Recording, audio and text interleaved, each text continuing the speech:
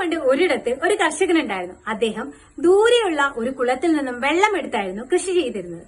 വെള്ളമെടുക്കാനായി അദ്ദേഹം 2 മൺകുടങ്ങൾ ഉപയോഗിച്ചിരുന്നു. അതിൽ ഒരു മൺകുടത്തിൽ ഒരല്പം വിള്ളലുണ്ടായിരുന്നു. ആ വിള്ളലുള്ള മൺകുടത്തിലൂടെ എല്ലാ ദിവസവും വെള്ളം നഷ്ടമാകും. ഇത് കണ്ട് വിള്ളലില്ലാത്ത മൺകുടം വിള്ളലുള്ള മൺകുടത്തിനെ കളിയാക്കാൻ തുടങ്ങി. നിന്നെ കൊണ്ട് ഒന്നിനും പറ്റില്ല, നീ എല്ലാ ദിവസവും കർഷകന് വളരെ കുറച്ചു വെള്ളം മാത്രമേ കൊടുക്കുന്നുള്ളൂ.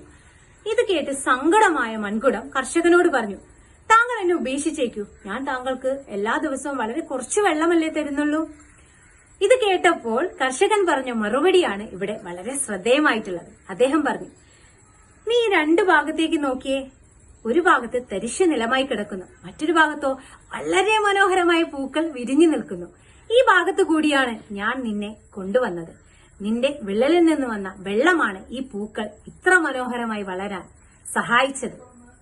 ഇതിൽ നിന്ന് നമുക്ക് കിട്ടുന്ന പാഠം എന്താന്ന് വെച്ചാൽ, നമ്മുടെ ജീവിതത്തിൽ സംഭവിക്കുന്ന ഒരു കാര്യവും വെറുതെയല്ല, ഒരു കഥയും ചെറുതല്ല. അതിൽ നമുക്ക് വലിയ പാഠങ്ങൾ ഉൾക്കൊള്ളാനുണ്ട്. Thank you.